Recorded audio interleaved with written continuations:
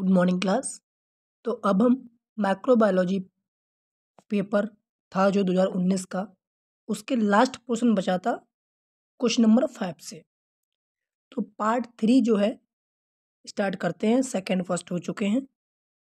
तो पार्ट 3 में question number है 5th, जिसमें कोई 5 क्वेश्चन करने हैं।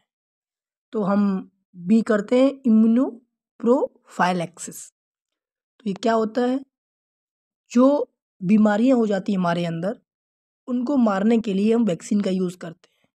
वो एक्टिव भी हो सकती है और पैसिव भी हो सकती है।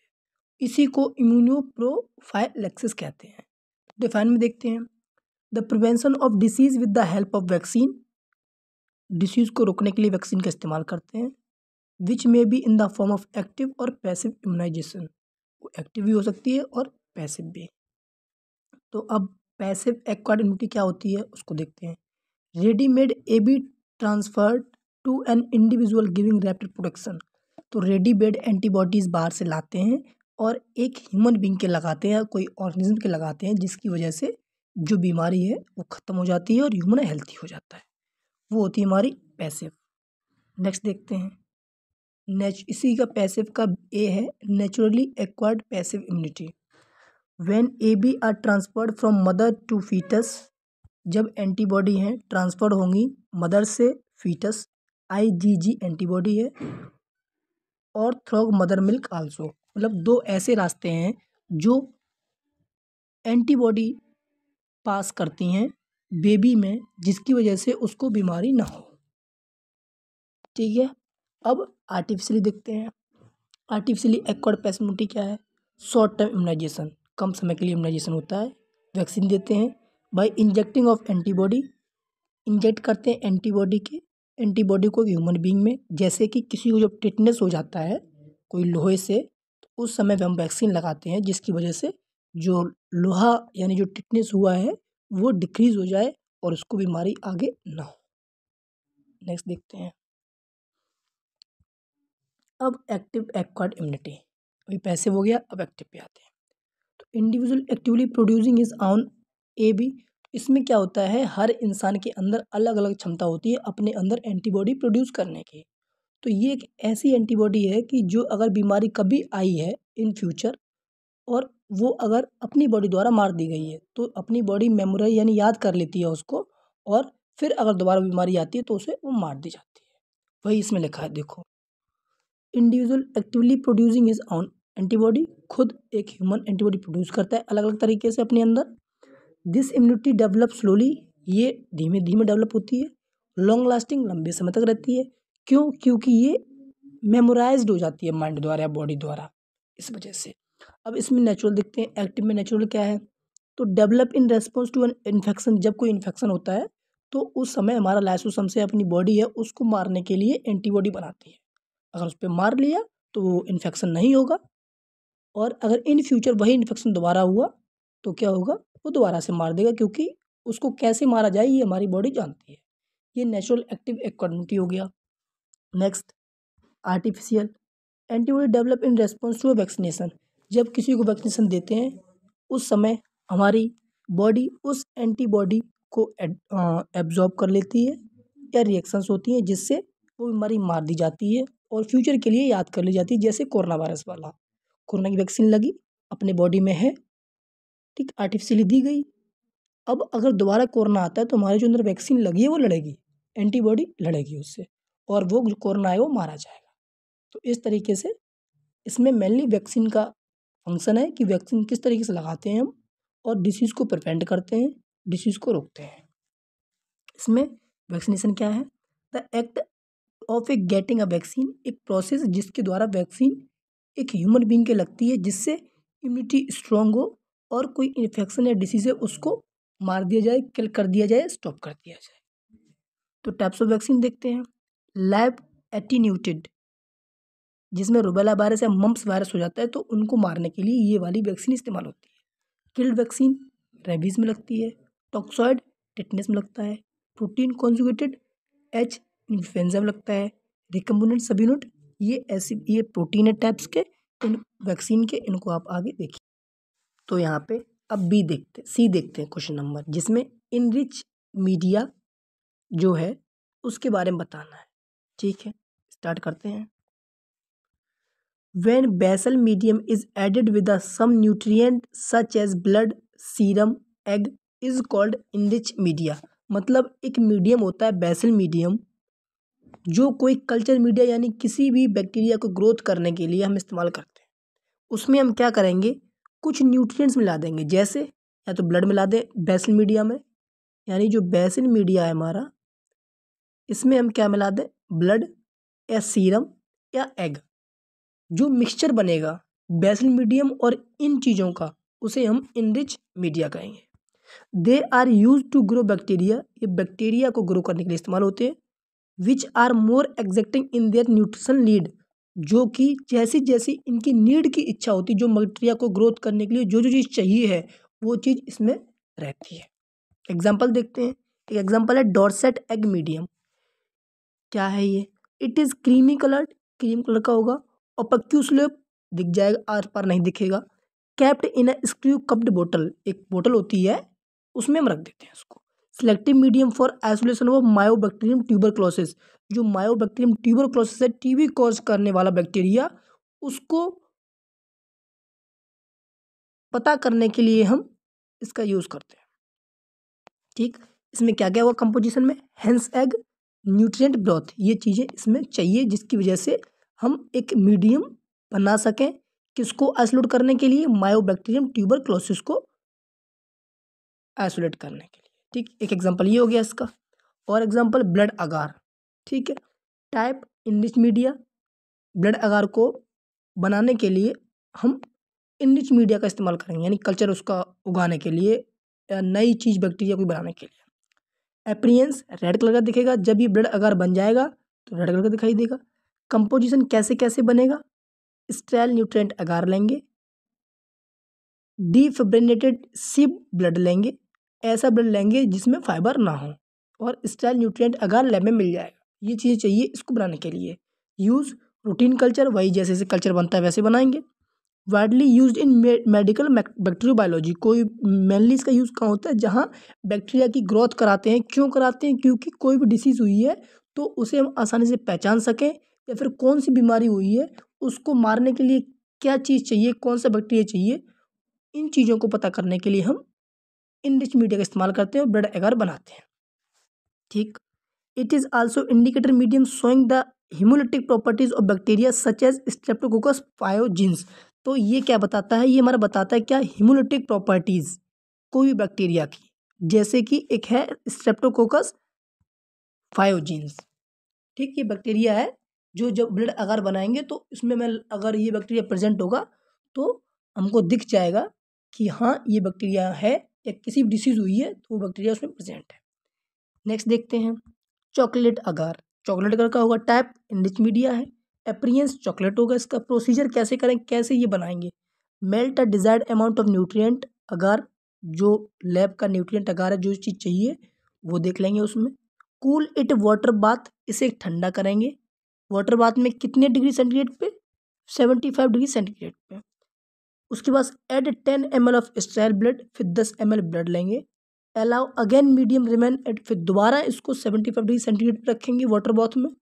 After some time it become chocolate colour, थोड़ी देर बाद में चॉकलेट कलर का दिखाई दे जाएगा। तो इसे मेनली किसके लिए यूज़ करते हैं, एक बैक्टीरिया है निजेरिया और एक इन्फ्लुएंजा वायरस, ये दो चीज़ें हैं, और भी चीज़ें होती हैं। इनको ग्रो करने के लिए हम चॉकलेट अगार का इस्तेमाल करते हैं, जिससे हम रिएक्शन करा सकें और नई रिसर्च कर सकें, जिससे पता कर सकें कि निजेरिया किस, अगर होता है किसी की बॉडी में तो कैसे उसको हम पता करेंगे या उसको कैसे मारेंगे। तो इसलिए हम इनरिच मीडिया या अगार का इस्तेमाल करते हैं। नेक्स्ट क्वेश्चन है D, diagnosis of typhoid fever. ठीक, क्वेश्चन था इंटेरिक फीवर का डायग्नोसिस बताइए, तो इंटेरिक फीवर को टाइफाइड फीवर कहते हैं। पहला देखते हैं क्लिनिकल मेथड से, इसमें ब्लड फॉर कल्चर, मतलब क्या करेंगे, हम किसी का ब्लड लेंगे, उसको कल्चर करेंगे, पता करेंगे, देखते हैं क्या है। 5 से 10 ml ऑफ ब्लड लिया किसी का, is collected and the inoculated into blood culture बोतल कंटेनिंग बाइल ब्रोथ। एक ऐसी बोतल लेंगे जिसमें बाइल ब्रोथ हो, और 5-10 ml किसी का ब्लड लेंगे और उसमें इनओकुलेट उसमें रख देंगे। ठीक है, after overnight incubation at 37 degree centigrade, जब 37 डिग्री सेंटीग्रेड पे इस बॉटल को रखेंगे तो क्या होगा, उसमें टाउटो चॉकलेट ब्रोथ इज सब कल्चर ऑन मैकोनी अगार। तो एक मैकोनी अगार पे हमको क्या हो जाएगा, एक टाउटो चॉकलेट कलर का एक दिखाई देगी चीज़ कुछ, ठीक। उसमें क्या होगा, पेल कॉलोनीज, कुछ छोटी छोटी चीज़ों की कॉलोनीज बन जाएगी, एपियर ऑन मैंकोनी के ऊपर, और उसमें कुछ बायो रिएक्शंस होंगी जिससे हम पता कर सकते हैं कि इसके अंदर टाइफाइड फीवर या सैल्मोनेला होता है वो प्रेजेंट है या नहीं है। नेक्स्ट फीकस कल्चर, यानी जो स्टूल होता है वो देखते हैं। Faeces sample are inoculated directly on the MacConkey's agar on 55% agar, ठीक। इसमें मैंने क्या करें, किसी का स्टूल लेंगे, फीकस लेंगे और डायरेक्ट मैकोनी जो अगार है, एक तरीके से वो अगार मान लो एक किसी केमिकल रिएक्शन से बनाया हुआ सब्सटेंस मटेरियल या लिक्विड है जो मैकोनी अगार के नाम से जानते हैं, और 55 अगार लेंगे या फिर ये दोनों ले लिए, किस पे, मैकोनी अगार पे क्या रखेंगे हम, फीकस सैंपल या stool sample. The plate are incubated are, जो प्लेट लेंगे, प्लेट में रखा है हम लोगों ने उसे 37 डिग्री सेंटीग्रेड पे टेम्परेचर पे रख देंगे फॉर 24 आवर, कितने, 24 घंटों के लिए। देन कैटाइज कॉलोनीज आर ऑब्जर्व, तो जैसी वहाँ कॉलोनीज जो चीज़ हमको दिखाई देंगी, जिस चीज़ की दिखाई देंगी, फिर उसे हम कंफर्म किससे करेंगे, जम स्टैनिंग से, ग्राम स्टैनिंग से। तो ग्राम स्टैनिंग से क्या करते हैं हम, कलर्ड यूज़ करते हैं जिसकी वजह से हमें दिख जाता है कि किस तरह की बैक्टीरिया या फिर कोई भी जो और माइक्रोब्स है वो ऑब्जर्व करते हैं कि कैसे आया, कौन सा, क्या बीमारी करता है। इस तरीके से हम दो मेथड हो गए जिसकी तरीके से हम क्या करते हैं, टाइफाइड फीवर का डायग्नोसिस या इंटेरिक फीवर का डायग्नोसिस करते हैं। और ये सब बायोकेमिस्ट्री की प्रोसेस है, यानी लैब में होंगी, ऐसा नहीं है आप घर पे कर सकें, बिना लैब के ये पॉसिबल नहीं है, और ये बायोकेमिस्ट्री का पोर्शन है। रिएक्शंस, अब नेक्स्ट जो अभी तक सबसे ज़्यादा पाया जाने वाला जो टेस्ट है किसके लिए, टाइफाइड के लिए, वो है Widal test. It is an agglutination test, ये एग्लूटिनेशन टेस्ट है, यानी नीचे साइड में जब टेस्ट करेंगे तो टेस्ट ट्यूब में लुगदी बन जाएगी। अब देखते हैं कैसे। तो agglutination test use for diagnosis of enteric fever serological in a chemical laboratory, तो ये क्लिनिकल लेबोरेटरी में इस्तेमाल होगा और वहीं यूज़ होगा, वहीं वाइडल टेस्ट हम कर सकते हैं। Principle, this test is based on AGAB agglutination reaction. तो पिछली वाली वीडियो में क्वेश्चन पूछा गया था AGAB एग्लूटिनेशन क्या है, वहाँ बताया गया था कि एंटीबॉडी और एंटीजन के बीच में रिएक्शंस होती हैं, उसके बेस पे ये काम करता है। रिक्वायरमेंट क्या क्या चाहिए इसके लिए, ब्लड टेस्ट के लिए ब्लड सैंपल चाहिए जिस इंसान को दिक्कत है या मलेरिया वो टाइफाइड फीवर है। विडाल टेस्ट किट चाहिए जिसके अंदर सैल्मोनेला एंटीजन होगा, O एंटीजन, H एंटीजन और BH एंटीजन, ये जिनकी वजह से हम ये पता कर पाएंगे कि इसमें टाइफाइड क्रिएट करने वाला बैक्टीरिया है या नहीं है। पॉजिटिव कंट्रोल होगा, विडाल टेस्ट कार्ड होगा, स्टिकर होंगे, क्योंकि अलग अलग टेस्ट ट्यूब लेंगे तो अलग अलग चीज़ें होंगी, तो उनको हम लेबल करने के लिए स्टिकर इस्तेमाल करते हैं। तो देखते हैं क्वालिटेटिव स्लैट टेस्ट, जो टेस्ट होता है, this test is done to detect the presence और absence of antigen of Salmonella causing enteric fever. मतलब ये टेस्ट ऐसा टेस्ट है जो हमें बताता है कि सैल्मोनेला जो टाइफाइड कॉज किया है वो प्रेजेंट है उसका एंटीजन या नहीं। इसमें अलग अलग स्टेप होते हैं। Place a drop of sample serum in each reaction circle of the Widal test label, मतलब इस तरीके से सर्कल होगा हमारा यहाँ पे, तो इनमें O वाला, H और AH और BH, इस तरीके से हम लेबल करके उसमें रख देंगे जिससे पता कर सकें किसमें हम क्या डाले हैं, ठीक है।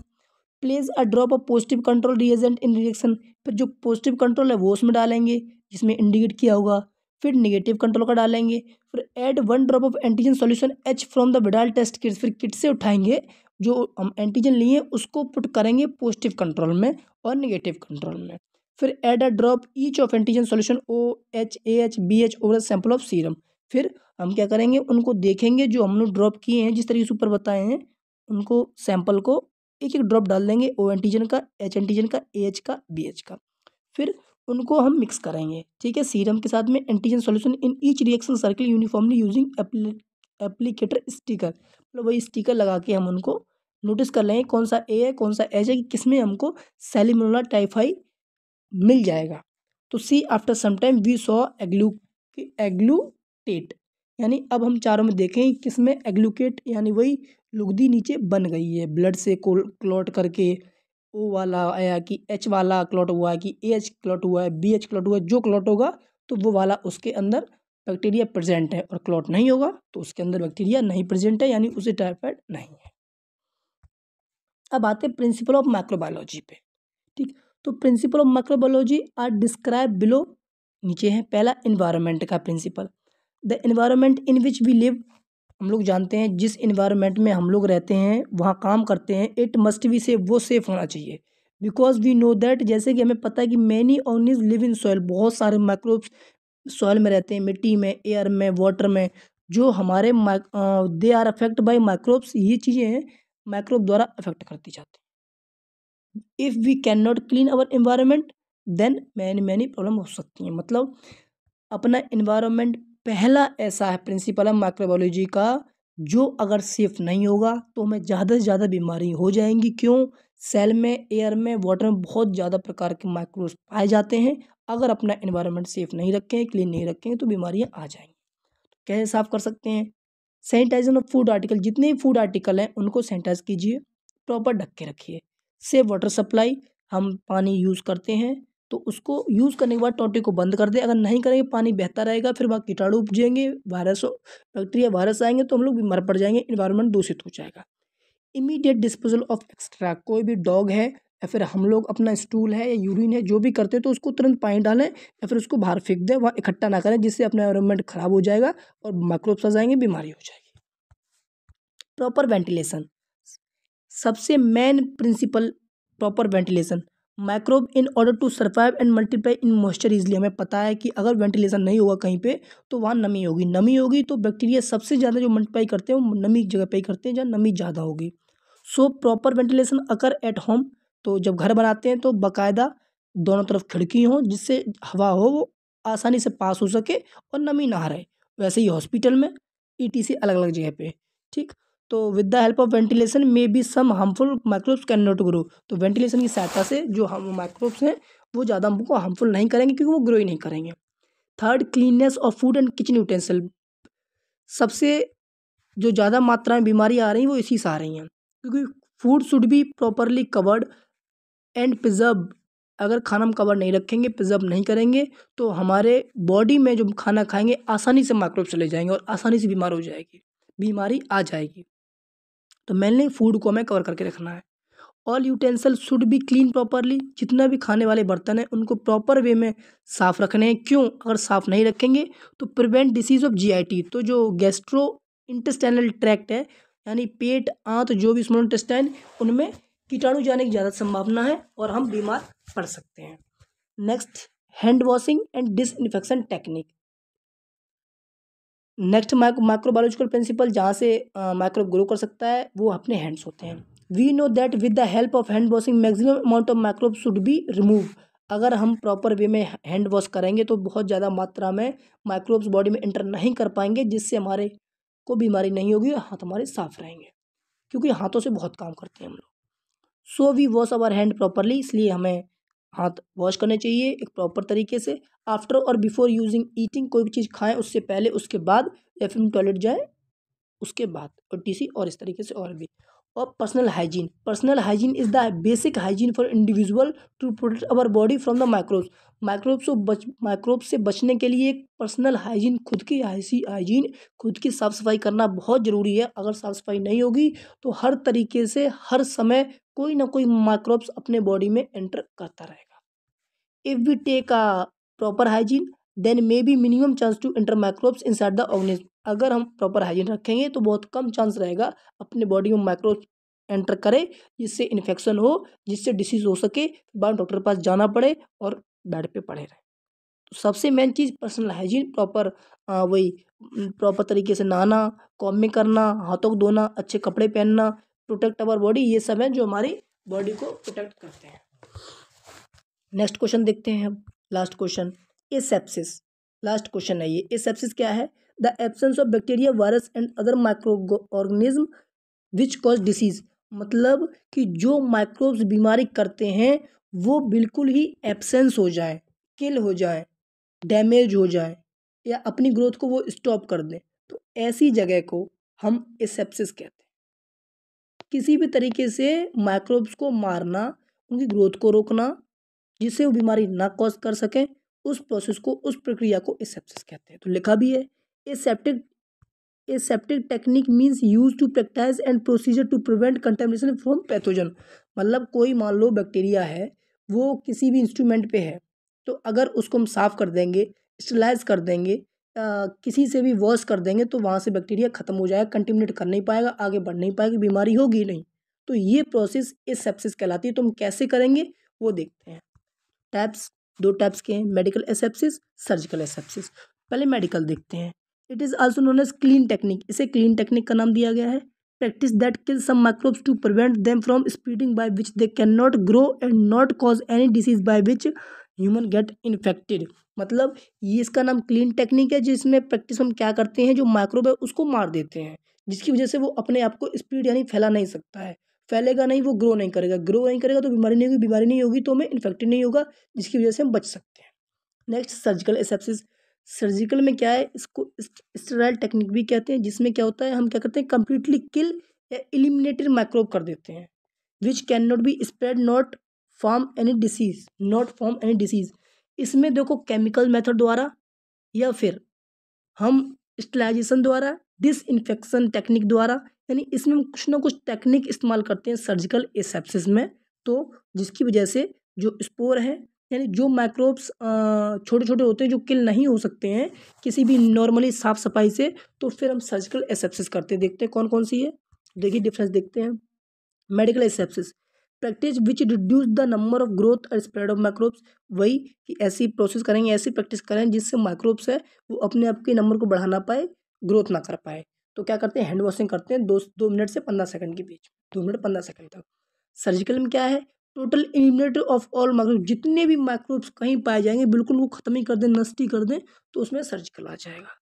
Sterile field, gloves, gown, instrument, highly, ये 4-5 चीज़ें हैं जिन्हें हम सर्जिकल एसेप्सिस द्वारा साफ करते हैं। मेथड, स्टीम, हॉट स्टीम, यानी वो क्या कहते हैं, कोई भी इंस्ट्रूमेंट है उसको आप स्टीम में रख दो, जो माइक्रोब्स होंगे ग्रो ही नहीं कर पाएंगे, मर जाएंगे।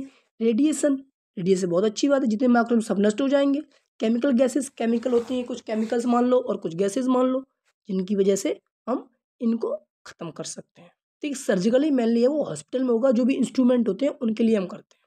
Use, the goal of asepsis is to prevent contamination, बीमारी को आगे से मतलब आगे ना बढ़ सके उसको रोकने के लिए इस्तेमाल करते हैं। Which can be insured by use sterile device, materials, instrument, जिनकी वजह से हम ये कंफर्म करते हैं एसेप्सिस के वजह से कि क्या होता है कि जो हमारी इंस्ट्रूमेंट है, मटेरियल है, कोई डिवाइस है जिसमें माइक्रोब बाय चांस गलती से एंटर कर गया है, तो अगर एसेप्सिस करते हैं तो उसमें से वो माइक्रोब्स नष्ट हो जाएगा, मर जाएगा, जिसकी वजह से बीमारी नहीं होगी। Thank you.